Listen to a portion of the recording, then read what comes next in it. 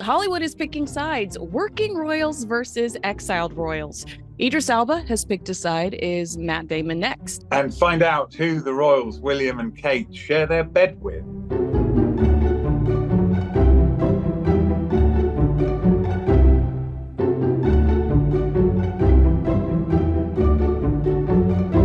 Hello and welcome to Heirs and Spares, the show where we bring you insight and opinion into the lives of two rather famous royal couples on either side of the Atlantic. I'm Kinsey Schofield, and I'll be bringing you updates on the Duke and Duchess of Sussex right here in California. And I'm Duncan Larcombe, and I'll be updating you on the work of the royals over this side of the pond. Duncan, we're so lucky to have you today. It's so exciting to see. I know that this is about Prince William and Prince Harry, but it is kind of interesting and fun to watch the King in Australia after a really turbulent year for King Charles and Queen Camilla. What's been your reaction to watching that coverage?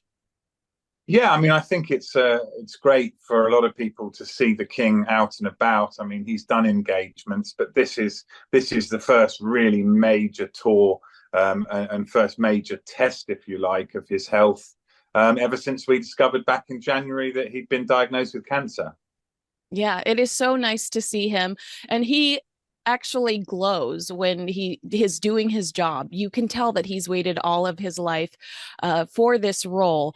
Now, onto a less serious topic.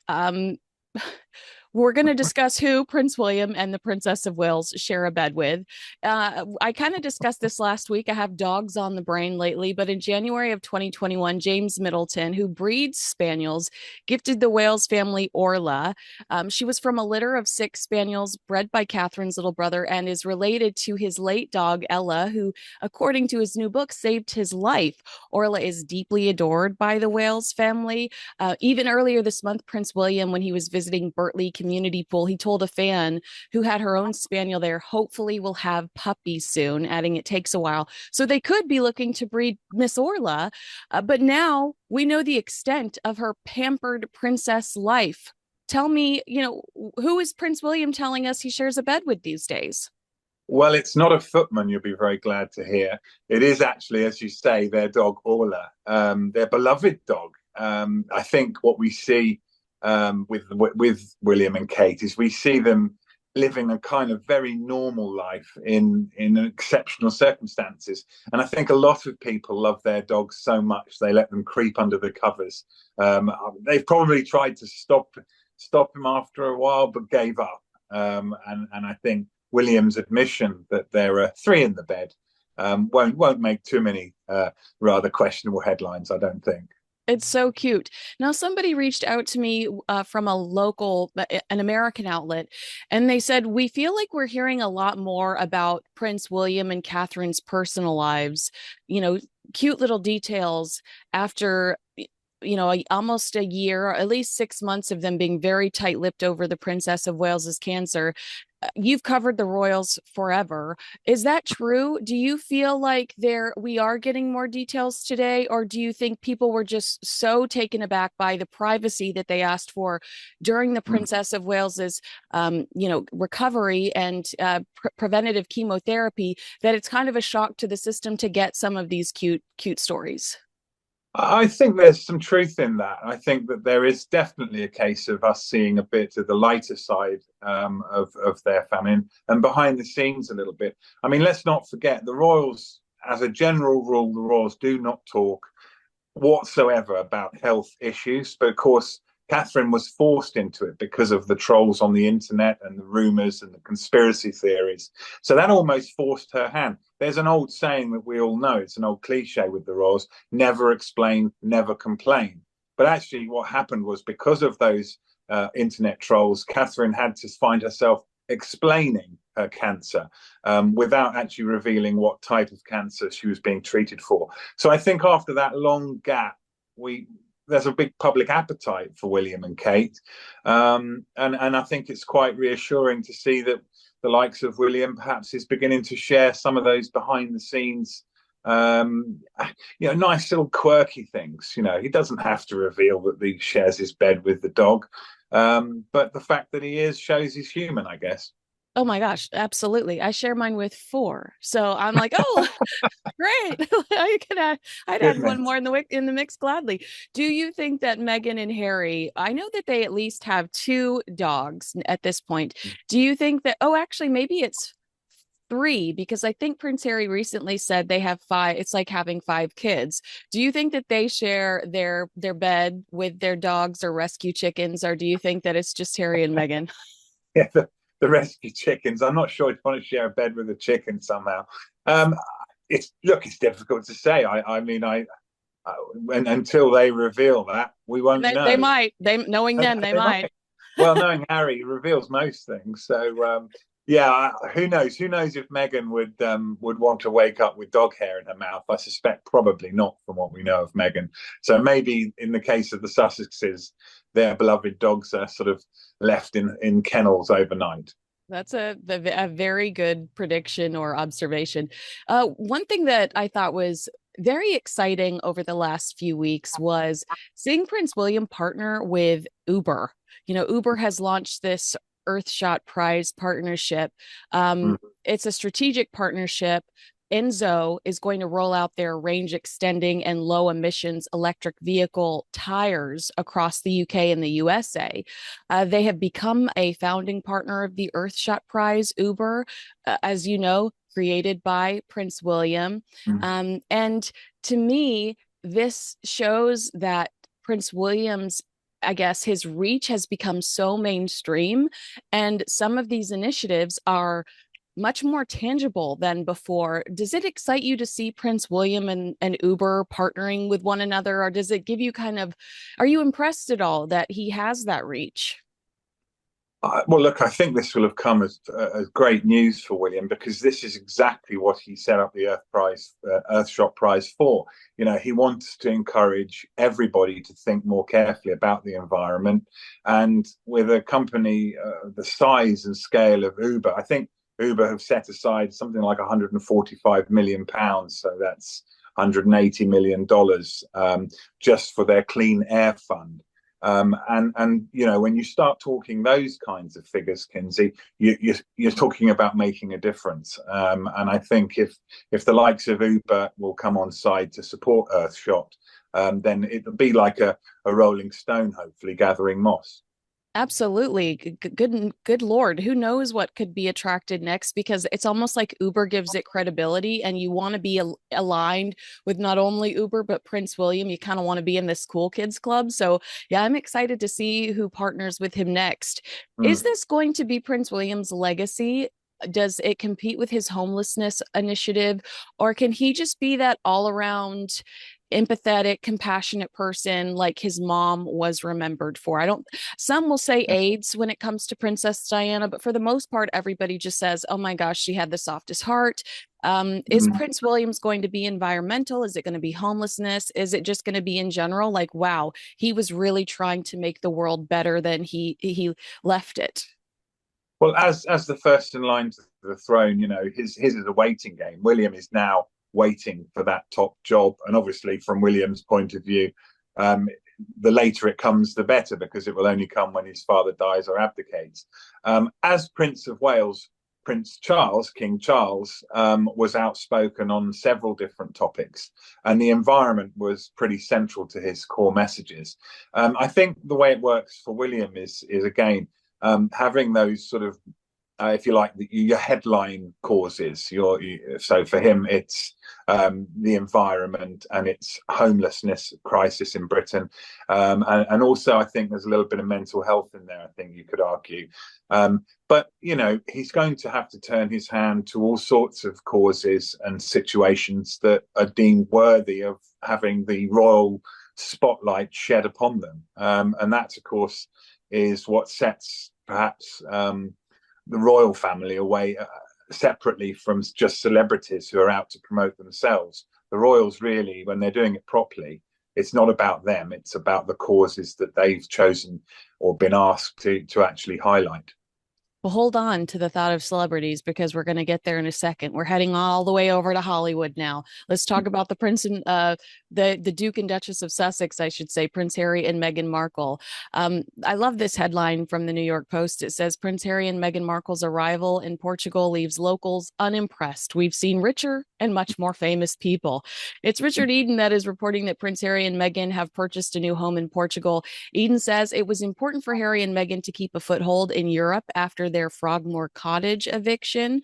He says they're not the only ones in Portugal, with Harry's cousin, Princess Eugenie, and her husband owning a home in the Costa Terra Golf and Ocean Club, a luxury development of 300 properties by the sea. Some are even suggesting that maybe this is a way for Prince Harry and Eugenie's children to get to know each other, kind of grow up together, and for him to have access to some of those family members that he misses. Local reactions, pretty anticlimactic, as that headline states, with one real estate agent telling the Daily Mail, we have much richer and much more famous people buying here for sure. I think they will have zero impact, to be honest. If someone like Jeff Bezos bought here, then yes, there could be some impact, but not Harry and Meghan. And some, which I thought this is interesting to me, some local business owners told the outlet that the contrast between those who live in the gated estates and the locals is stark. Like they don't associate with each other whatsoever, which just kind of feels contradictory to Harry and Meghan's narrative that we all should be treated equal. We're all the same. I guess I would ask you, what was your first reaction to this? I am not as excited about this story as other people are. I don't think it has a deeper meaning. Do you? It's difficult to say, Kinsey. I mean, I think the clue might be in what Eugenie's been quoted as saying, where she feels she can just walk around and be completely carefree. Nobody recognizes her. She's just another tourist. I can see how that would appeal to Harry in particular, who has that inbuilt hatred of the paparazzi and the hatred of all the public attention when he wants to be private. I think there's a lot in the fact that the cousins, Harry and Meghan's children really don't know their cousins. I mean, they've not had interaction with them.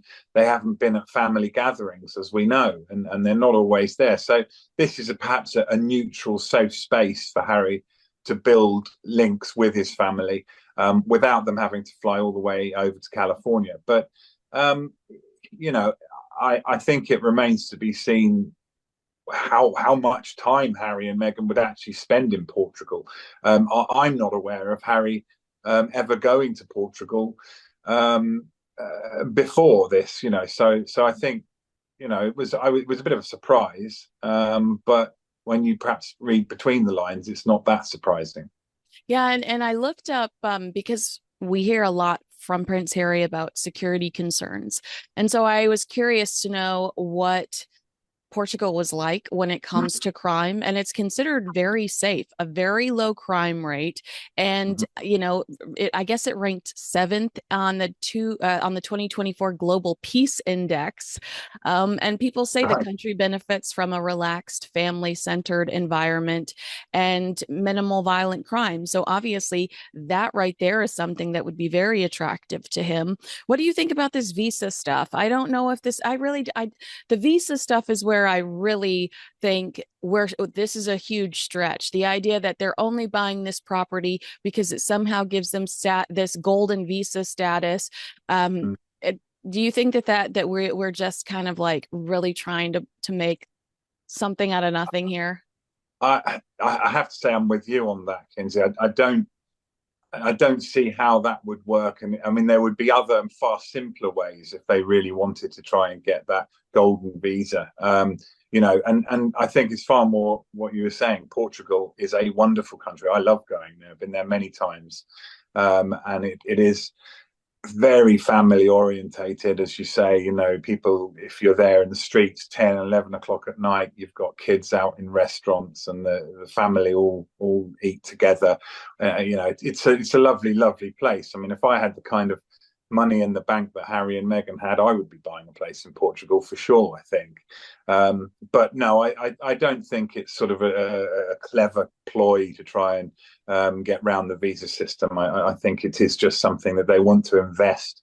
Where are they going to invest? Why not somewhere as lovely as Portugal? Yeah, Duncan, sometimes I think we give these two way too much credit. Like when we got the spider web going of like, well, maybe it's because of this, maybe it's because of this, maybe they just want to invest in a house in Portugal. Maybe they like the beach. Maybe Prince Harry wants a tan. Like, who knows? It could be that simple. Let's talk about, you mentioned celebrities and how some Mm. celebrities, like the typical celebrity is just out to build their own brand and they're out to just elevate themselves. There are some outliers. There's obviously some people that stand out and utilize their platform to really do good. And Matt Damon seems to be one of those people. And there are reports here in the States that he is struggling between Prince Harry and Prince William. And this specifically happened in New York recently, where he was at a Clinton initiative event with Prince Harry, not with him, but they were at the same event. And then, like within 24 hours, he was at the Earthshot Awards, or he was at an Earthshot event, I should say, in New York City, where they were announcing their finalists. Mm. And the story basically is like he feels weird because you have to pick a side. I think this is probably a stretch. I think somebody probably said to him, "Oh my gosh, whose side are you on?" And he was like, "Oh my God, I'm not even sure I know. I don't even know the entire backstory." But it is exciting to see him out and about in the charity circuit. Do you think that this is a real issue for Matt Damon, or do you think he's much more consumed in whether he's going to answer Jennifer Lopez's calls about his best friend Ben Affleck? Yeah, I think, look, it could well be an issue. It's been an issue for others. I mean, I name most notably, I think, Victoria and David Beckham. I mean, David Beckham used to be very, very pally with Harry. And, that relationship has definitely soured, I think, not in no small part because the Beckhams don't want to be seen as part of the camp Sussex, if you like. They want to have a broader appeal. Look, it's really difficult. These brothers, as long as this stupid rift continues, it's going to impact on other people and people like Matt Damon, who will, he wants to use his celebrity status to do some good, to highlight some proper, decent causes close to his heart, but doesn't want to find himself stuck in the middle between two warring princes. It sort of underlines for me just how pathetic Harry and William, both of them, have been over the past couple of years. And the sooner this rift ends, the better. That would be such a good Lifetime movie. Like try, these warring princes and how you got to navigate staying in their good graces. But to your point, I felt like just this month we saw Idris Alba kind of pick a side, people's Mm. sexiest man alive, and Harry and Meghan's wedding DJ when he partnered with King Charles for this new opportunity with the King's Trust. It's called Creative Futures Project, and it's to help create opportunities for young people in Manchester. And it was announced in this very hip, very cool video over Idris's social media. And he has forever credited the Prince's Trust for helping him launch his acting career. But it did feel like because he was at Harry and Meghan's wedding, because he DJ'd at Harry and Mm. Meghan's wedding, although Meghan did provide the song list. That's how anal she is. You did wonder if he was on Harry and Meghan's side, but to see him continue to actively work with King Charles, to me, he's picked a side, and that's the side of the working royal family, and that is a safe side. Well, I think this boils down to way back when Harry and Meghan were negotiating their departure from the UK. They asked the Queen, "We want to do royal jobs, but on our terms. We want to be able to cherry pick what we do. We're all for duty, but we want our own lives as well." And the Queen, frankly, said, "Absolutely not. You're either a royal or you're not."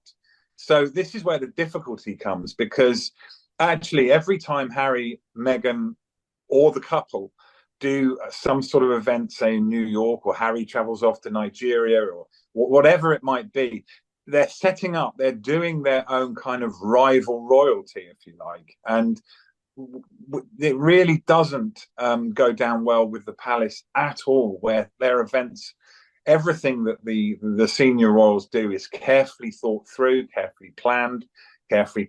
We see it now with King Charles in Australia, the meticulous detail that those royal tours go to, because they're about diplomacy. King Charles is representing Great Britain, and in a very important country from a British point of view. He's head of state in Australia.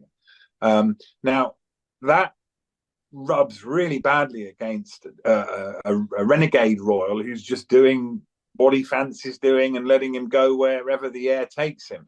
So if you're a celebrity and you're actually teaming up with Harry and helping Harry do these pseudo royal antics, that isn't going to go down well with the palace at all. I mean, it's a very real issue. Also, it feels like Prince William and the King have a proven track record and are really doing exciting things. And I will never disparage Invictus, but that feels like Harry's only line on his resume that is like too legit to quit. Everything else, it doesn't feel like it's come to fruition. Or African Parks charity, tons of scandal behind that no one is addressing, despite the fact that they said we're going to have internal investigations. It just feels like Invictus is his shining star. And Invictus was, whether they want to admit it or not, every element of that, from where you put the porter potties to who sits where, was created by the palace for Prince Harry. They've taken that blueprint. It still works, but that blueprint was created by people that knew what the hell that they were doing because they worked under the palace umbrella. Yes, that's right. I mean, Invictus only exists because when Harry dreamed it up, he was supported by the mechanisms, as you say, and the right people to help get it up and running. Harry is the kind of star attraction, and now he can still pull celebrity endorsements and get a lot of publicity, which is great because it's a fantastic and very worthy cause. I think also his Centre Bali charity, yes, for AIDS orphans in Lesotho, that's something that Harry experienced on his gap year. It touched his heart. He made a pledge to them he would never forget them. So I think that one probably is there as well, to be fair to Harry. But beyond that, you sort of wonder why is he picking these various things, and for which ones is he getting paid, and which ones are just out of the kindness of his heart? We don't really know where that line is. And oh my gosh, you're so true. Yeah. I didn't ask you, I didn't prepare you for this question, but I keep seeing this headline and it is annoying me so bad. I just would love your reaction, and you don't have to delve too much in it.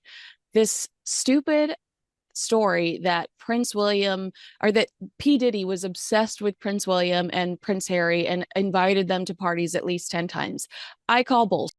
That is insane to me. We don't have to pull every single person in the world into the P. Diddy scandal because it's an interesting story, because it'll get clicks. There's no way in Hades to me that Diddy was chasing Prince William and Prince Harry. I think he worked that Diana concert for them. It was probably a great experience, and he milked the hell out of that association. But I don't think he wanted to have a freak off with the ginger spare. I don't think that that's a reality. Do you have an opinion there? No, I mean, certainly that would cover a period when I was very, very closely associated with every movement that Harry made. And I think we would have reported it if Harry had been to some rather, well, let's just say a Diddy party. Let's just go into too much speculative detail. But no, I think we need to be, you're right, we have to be really cautious about stories like that, especially when we think of the background with Prince Andrew's association with Jeffrey Epstein. You know, that really was a scandal, or an alleged scandal, if you like, and it did the royal family a lot of damage. I think with this, it's probably more mischief making, if I'm honest. I completely agree with you. So thank you so much for saying it. Duncan, it's been so fun to catch up with you. I hope you'll come back over and over and over again, because you're so knowledgeable and you've got a great sense of humor. And I just really enjoy getting to catch up with you whenever I can. So thank you for being here today. An absolute pleasure, Kinsey. Thank you. And if you're watching and you agree with us or disagree with us, make sure you let us know in the comments below. But we prefer when you agree with us. Make sure you like, subscribe, and share this video with a friend. Thanks so much for watching, everybody.